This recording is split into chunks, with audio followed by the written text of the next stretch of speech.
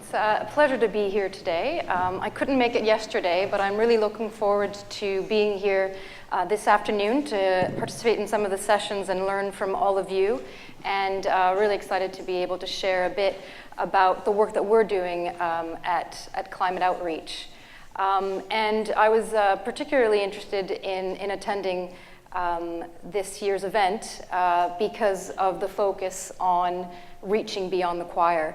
I've now been with Climate Outreach for about 3 years, and previously I was working in Vancouver in Canada for an environmental organization called the David Suzuki Foundation, which is a really well-known environmental organization in Canada. And I felt that a lot of the work that we were doing there was fantastic. I loved working there. But I couldn't help feeling like most of the time working for this environmental organization, we were doing great work at further engaging those who were already engaged, those who consider themselves environmentalists, but we weren't doing a really good job of reaching, again, beyond the green bubble, which is why I was seeking out kind of organizations like Climate Outreach, and really excited to get to work at Climate Outreach. So this, it might seem familiar. This little cartoon might seem familiar to, I'm sorry, let me know if I'm going outside of these pink frames. I'm supposed to stay inside these pink frames. But this cartoon might seem a bit familiar, whether you work for climate change or any other cause that you're passionate about, where you feel like you keep communicating about it, and yet the message isn't really coming across.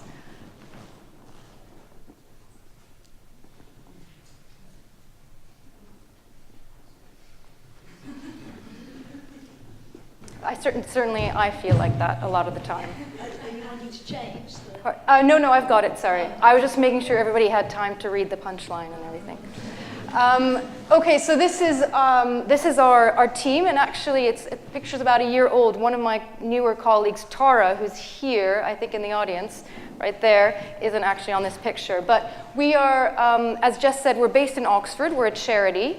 And we are a team of social scientists and communication specialists who focus on the science of climate change communication. So we feel that climate communication is really a key part of the puzzle when it comes to addressing climate change. Yes, of course, we need the physical scientists. Yes, of course, we need the engineers. We need legislation. We need policymakers. But I think increasingly people are realizing that we also need communication specialists when it comes to climate change. We've had now several decades of scientific consensus, of international process agreements, of traditional environmental campaigns, and yet we are nowhere near where we should be when it comes to climate change communication. And we believe that public engagement really underpins all of climate solutions. You know, you can't have, you can have all the wonderful, low carbon technology that we can create, but if people aren't buying into it, we have a problem. And also beyond that, we are currently making decisions for the future, and in a democracy, everybody, should have a right to participate in these decisions and shape the decisions that are creating the future that we're going to be living. And so what we really try and do is we try and reach beyond people who consider themselves environmentalists and engage with them on climate change. Unfortunately, most of the ways that we talk about climate change, and I'm sure you can all think of lots of examples, are not only ineffective, but actually sometimes counterproductive, actually working to turn people off. And you've barely started a conversation with somebody about climate change, then you know it's already over. And one of the key things, really, which I'm sure a lot of you are already incorporating in your own work on all the different causes that you work with, are that facts are not enough. And it is especially true in climate change. What drives people's attitudes and beliefs about climate change is not, research shows it, time after time again, it is not how much people know about climate change.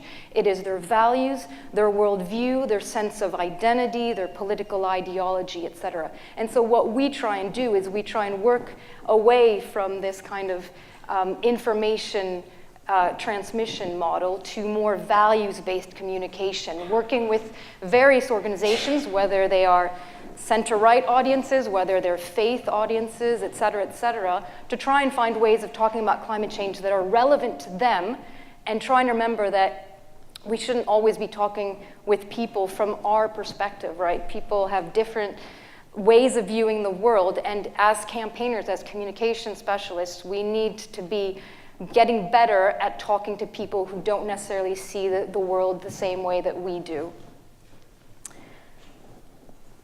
So this is kind of always my kind of disclaimer slide, or my cop-out slide, sometimes I call it, because obviously communication is extremely complex. I wouldn't ever say that we know everything about how to better communicate about climate change, but we are doing a lot of research in the area. We've been working with lots of organizations, but we would always recommend to test whatever your communication strategies are, test them with the various audiences that you're working with. So we don't have very much time, but I thought I'd kind of give a little bit of an introduction to some of the areas of our work, starting with climate silence. You can't really talk about climate change communication without talking about the reality of climate silence. Some examples of how not to communicate about climate change, and then two of our project areas, which are center-right work and our climate visuals work. So climate silence. It's when you work in climate change, you forget that there is this climate silence. Obviously, people, I'm sure some of you work in climate change and you talk about it all the time with your colleagues, you read news articles about it, et cetera. But the reality is that for most people, and again, research shows this, most people cannot remember the last time they had a conversation about climate change. And when you think that this is, one of the critical challenges of our time, what does it say that people are not talking about it? When was the last time that you were on the train sitting next to a group of people who knew each other, or a group of friends, or you were in the supermarket queuing behind a group of people and you heard them talk about climate change? I can't remember the last time that happened. So here, just because I didn't really want to talk at you for 45 minutes, I just thought maybe if you could just spend a minute or two talking with somebody next to you, ideally somebody you don't know, but I mean, if you know everybody around you, just talk with somebody next to you, and just for a few minutes, talk about whether you ever talk about climate change, and if you don't really, you're definitely not alone. If so, with whom and in what ways, and also what are some of the reasons you think people don't talk about climate change? So maybe just a couple of minutes. I'm assuming some of you may have said some of these things for the question of what are some reasons people don't talk about climate change. Was there anything else that? And again, we don't have very, very much time. But if there's one or two people who wanted to add, share something that they talked about with the person next to them, or add to this slide, yes.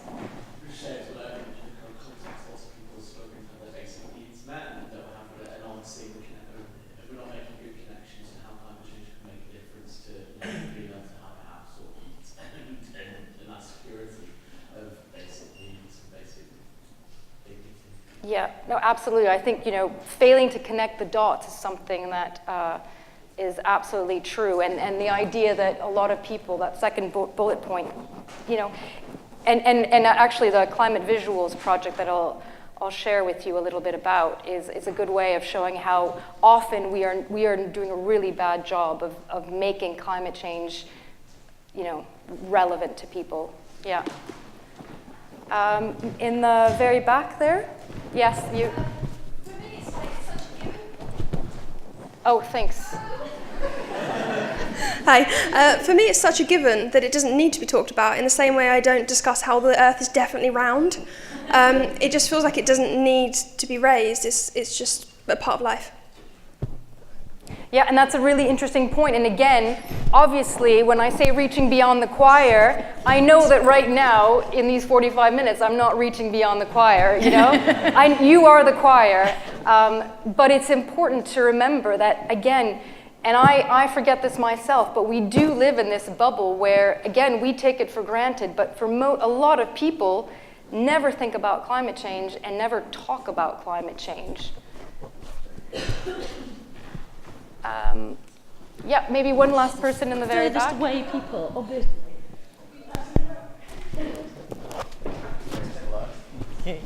Thank you. I think a lot of people feel it's less relevant now in the face of austerity. It's much harder to engage people. I think that's one thing. And I think the people who are still engaged on it as well get a bit disheartened by a lack of local recycling or doing their bit to recycle, and then you go into a supermarket and you can't get loose vegetables and more stuff is becoming shrink wrapped. Mm-hmm. Yeah, yeah. Okay, I think unfortunately we do need to move on, but there will be other opportunities, I think, to share. Yes, okay, so, yeah, and this was just a picture from, this is just a picture that our organization took of a banner that we made after the floods that happened here in Oxford in the winter of 2013-2014, of, again, this idea of, can we talk about climate change? Can we break this climate silence? And this actually happened after our executive director tried to call a radio station while these floods were happening and wanted to talk about climate change, and basically he was taken off the air. And so that was why he was like, you know what, let's make a banner and let's say, can we talk about climate change and the links between flooding and climate change? How not to talk about climate change? Again, I'm sure that you've seen lots of examples of ways of talking about climate change that really shut the conversation down rather than open it up. So again, just with somebody sitting next to you, ideally somebody new, but obviously I don't want everybody moving around, to the other side of the room. But can you just talk a little bit about what are some examples or some approaches to climate change communication, some ways of talking about climate change communication that you think are not only ineffective but counterproductive? Okay, thank you. In the interest of time, I'm just going to go through a few slides here that are some examples, and then if you've got other examples that you want to share that haven't been mentioned, I'd be really happy to hear them. So this is obviously a common one. I mean, you see this. Who feels inspired to do something about climate change, right? When they see this, doom and gloom, yeah. Just facts and graphs. There's a small percentage of people who learn really well, who respond really well to facts and graphs, but the majority of people don't. That's not how we understand the world. How we understand the world is through stories, etc., not facts and graphs. And so when you've got, people in the main, people trying to understand climate change and they're just given a stack of graphs, and that's not really a good way of engaging people with climate change. Blaming,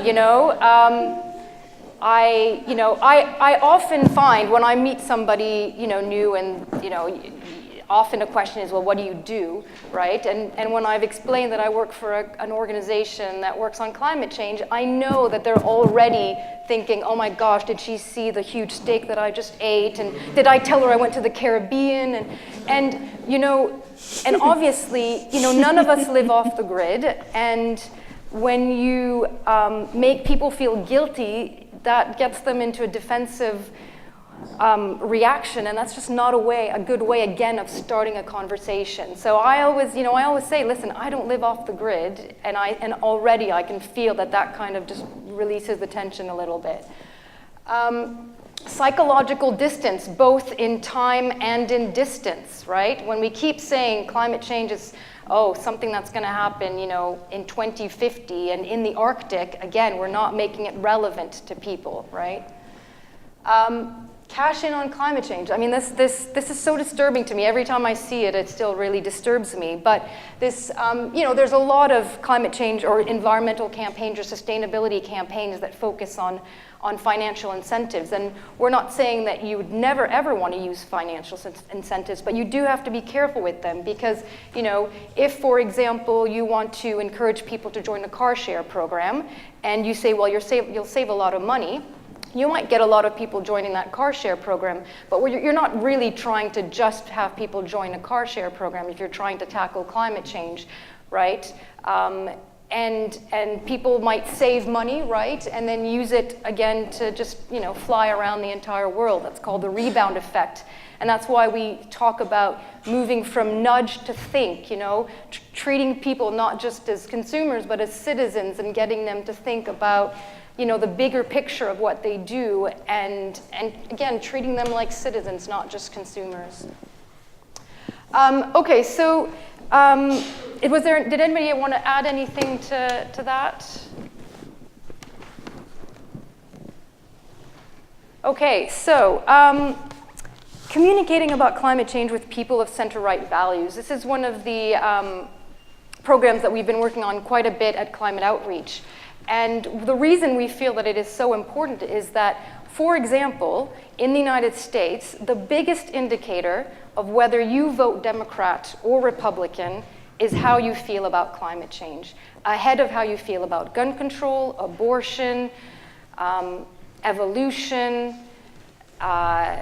any other kind of factor, healthcare, et cetera. Climate change. Climate change is the biggest indicator of whether somebody in the United States votes Republican or Democrat. It has become completely polarized, and of course it never should have, but it has.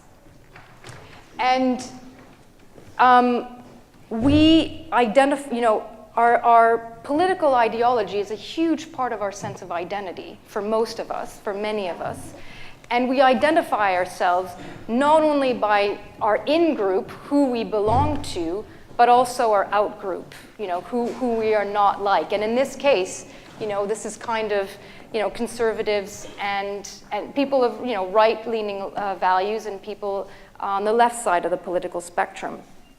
And messengers are often more important than the message, and that's why we work with conservatives to try and develop narratives, ways of talking about climate change that resonate with the values of people who have center-right values.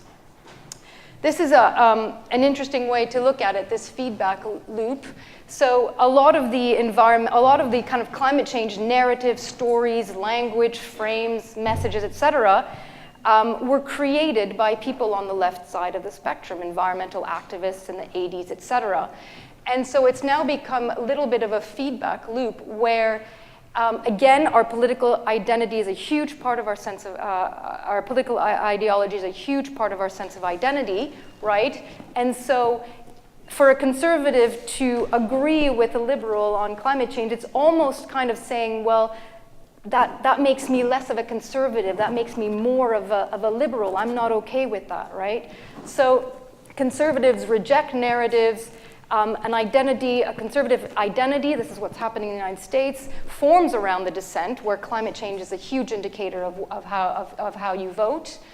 And then concerned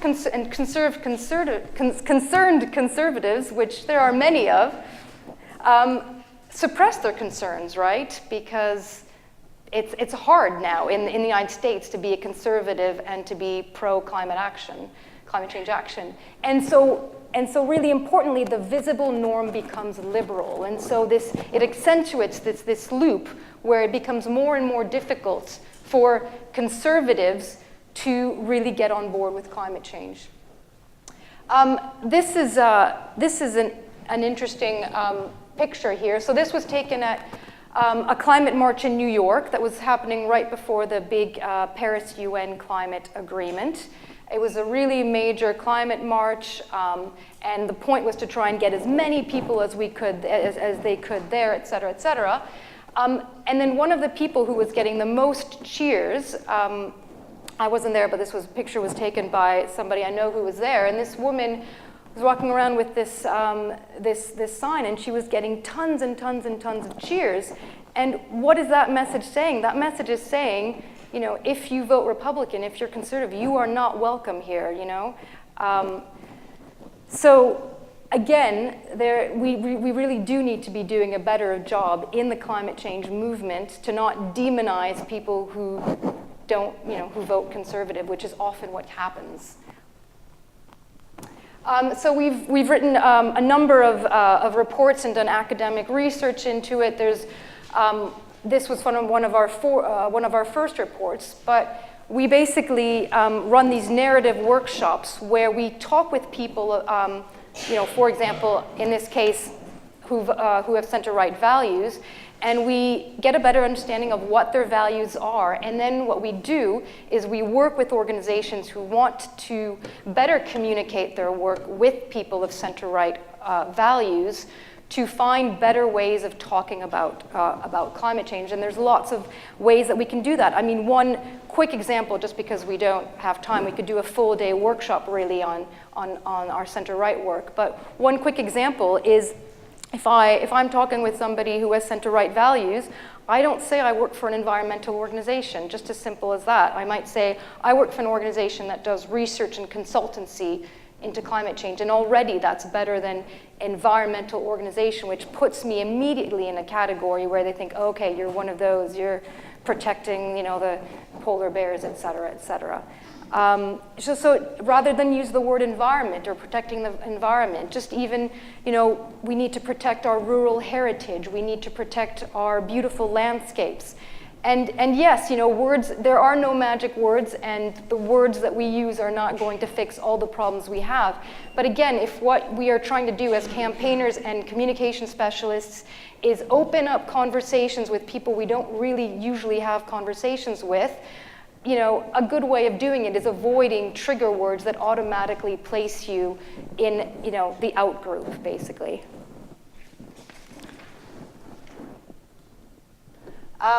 Sorry, this slide is a little bit blurry, but again, this is what we try and do with all the audiences that we work with, whether it's center-right or faith audiences, et cetera. But we try and move away from basically creating campaigns and communication messaging that works for us, basically. And this is what strong communications say. This is who you are, this is what you care about. And then the person is being like, okay, you're actually talking to me. You're not talking to, a left-leaning person. You're actually talking to me. And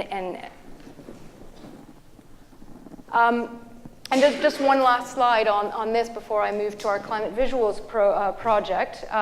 This was, some of you may recognize this. This is the Climate Coalition, the network of all sorts of organizations in the UK that care about climate change, whether they're environmental organizations or faith organizations or women's organizations, et cetera, et cetera.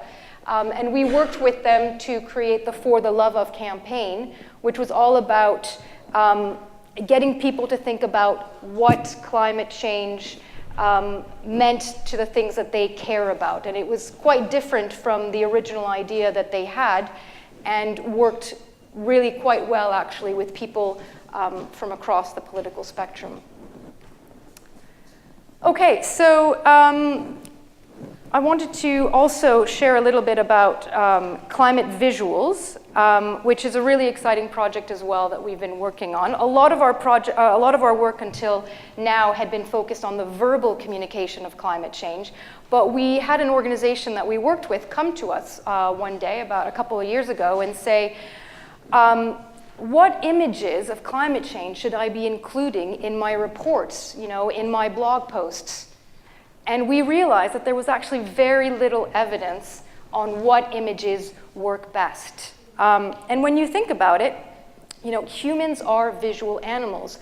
Much of the way we understand the world is dominated by what we see and how it makes us feel. And so there's huge potential if we can get the imagery of climate change right in terms of the way that, what comes to mind, what people picture when they think climate change.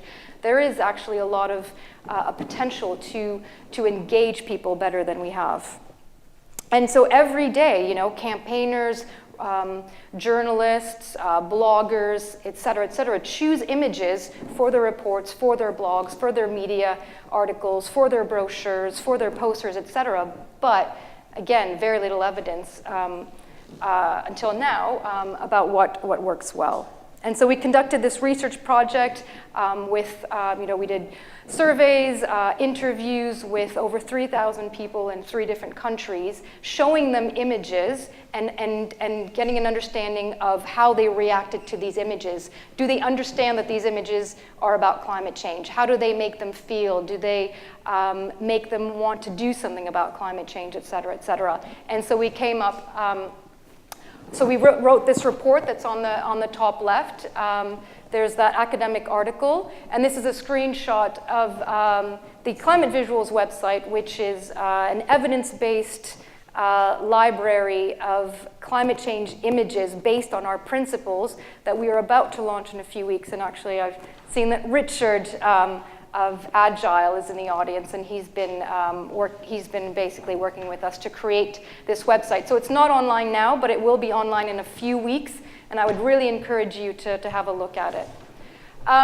So I'm just going to share a few principles, which hopefully, whether you work in climate change or not, can provide some insight for the campaigns that you work on.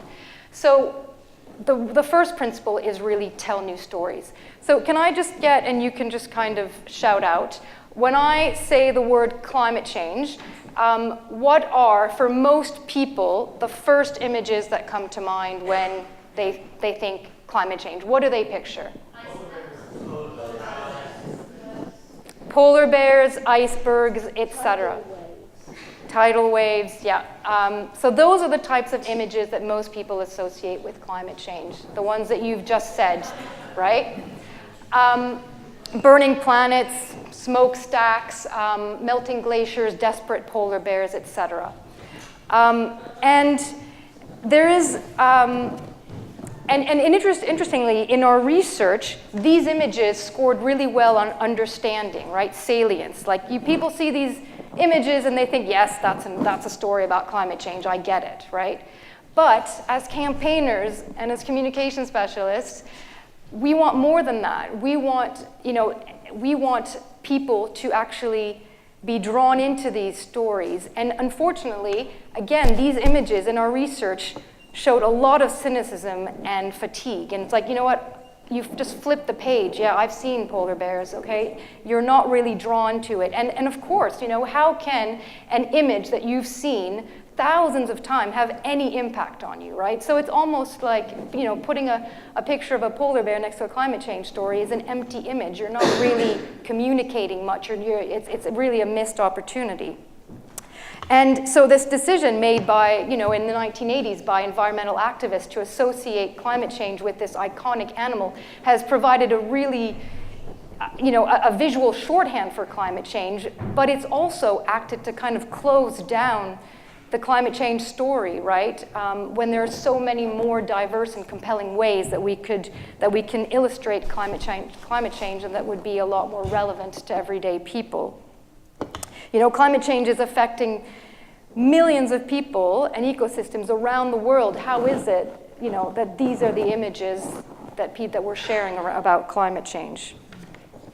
So these are just, some examples of the images that scored better and that are in the Climate Visuals website. Images, that show people, and also images where you actually have to look at it for more than, half a second to understand what's going on. You're actually drawn to it. On the top left, that's a couple that got married in Thailand a day after a typhoon, and you're left wondering, well, how did that affect, what for many people is a really important day in their life? Were their grandparents who lived several villages away, did they have to miss the wedding, et cetera, et cetera? And this is the sort of image that we need to start sharing about climate change, because again, climate change is not just affecting polar bears, an animal that most people will never see in their lifetime, living somewhere that they will never go to in their lifetime. Climate change is happening to people, and these are the sorts of images that we need to share. On the right, we've all seen solar panels on houses, but have we seen them on churches? On the left, we've all seen thousands of images of wind farms, but have we actually seen the inside of a windmill with real people working to fix the windmill? On the right there, the contrast between, this is I think a beach in Aruba, the contrast between an oil refinery and people at the beach. So these are the types of images that people found thought-provoking and wanted to know more about, and they didn't want to just flip the page to the next article in the paper. Show real people. There's some universal truths in photography, and one of them is showing people is a good thing. Sorry, this is a little bit blurry as well, but authenticity and credibility really, really matter. These images scored really, really poorly, and they show people, but they don't show real people in real. I don't know if some of you are laughing because you're recognizing David Cameron in the middle picture. Politicians, images of politicians were the ones that scored the least well in all of our research.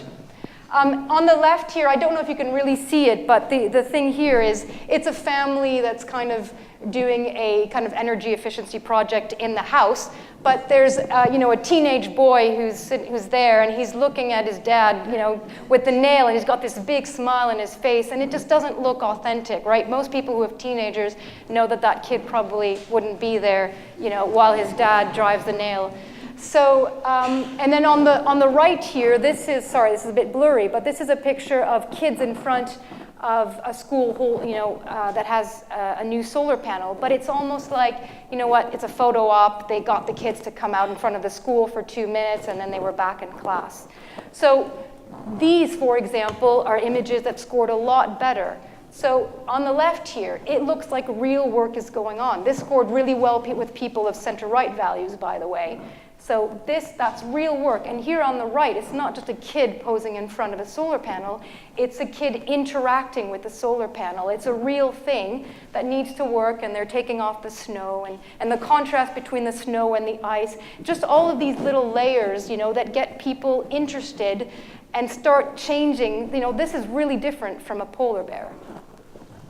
Another thing that's quite important, which you might find useful as well for your own work, is show climate change causes at scale. On the left here, you basically have, what you're trying to do maybe is trying to draw, trying to get people to not drive as much as they do. But the comment here was that is not climate change. It's normal to drive a car. It's normal. And also, I work hard all week so that I can take my kids to the lake on the weekend or the river fishing. And yeah, we need to drive because there's no public transport, et cetera, et cetera. So again, that's not the best way to start a conversation with somebody by getting them to feel defensive about the choices that they make. You need to get to that, but it's better to start with an image of a congested highway, which most people felt less guilty about personally, right? And in a way, again, it's all about starting that conversation. Same thing with showing, if you want to get people off meat, a photo of an industrial cattle farm is a better way to communicate that than a lovely picture of a family enjoying a Sunday roast, right? Again, it's not the best way to have that conversation with people because it's their family, it's their Sunday tradition, et cetera, et cetera. This one I think is especially interesting at an organization where so many of you are campaigners, and this was a finding that we hadn't really anticipated but really came clearly across, is this picture was the least popular after the politicians, the protester. And we've all put images of protesters, right, in our brochures, because that's what a lot of us do. We organize climate marches, we organize marches to raise awareness about social justice and mental health, et cetera, but these scored really not very well, even with people who are on board with climate change, because the type of people who go on protests are actually a fairly small minority, and using images of protest, if you want to reach beyond the choir, is not the best way, because it reinforces this idea that, climate change, that's for those crazy people who wear blue face paint and spend their Sundays marching with these stupid banners, et cetera, et cetera. So again, if you're doing a brochure for people who are already on board for, that's fine. But if you're trying to reach, again, beyond the green bubble, maybe thinking carefully about using image of climate marches, etc. The one exception with protest imagery is the images of basically non-Westerners, or indigenous peoples, etc., who are really directly affected by something and fighting for something. So this is an exception. But again, images of London hipsters at Trafalgar Square, that didn't work quite as well. This is an image of a First Nations, I think, with the Dakota pipeline. Okay, so we're it's 12:30, and I'm not really good at timekeeping, but if we've got a few minutes for questions, Jess is saying yes, or comments or other things that you want to add, I'd be happy, and Tara, you're welcome to jump in as well if you want to help answer some of the questions. This isn't a question, it's just I really found that utterly fascinating. Thank you so much. Really fantastic. Oh, thank you. Thank you.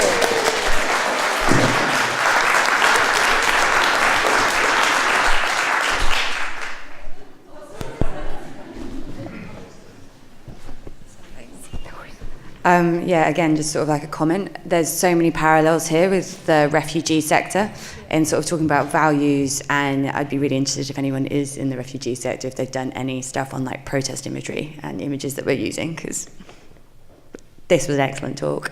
And I wish I worked in climate change now. You seem to have so many answers.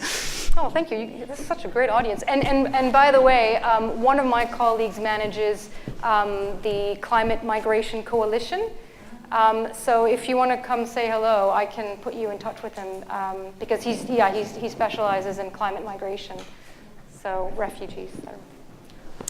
Thank you very much for your talk. I work on climate change a lot, and I communicate on it. But I'm struggling at the moment, and I'd love to hear your thoughts on meeting people where they're at, as is in your talk, about climate change in order to get them engaged.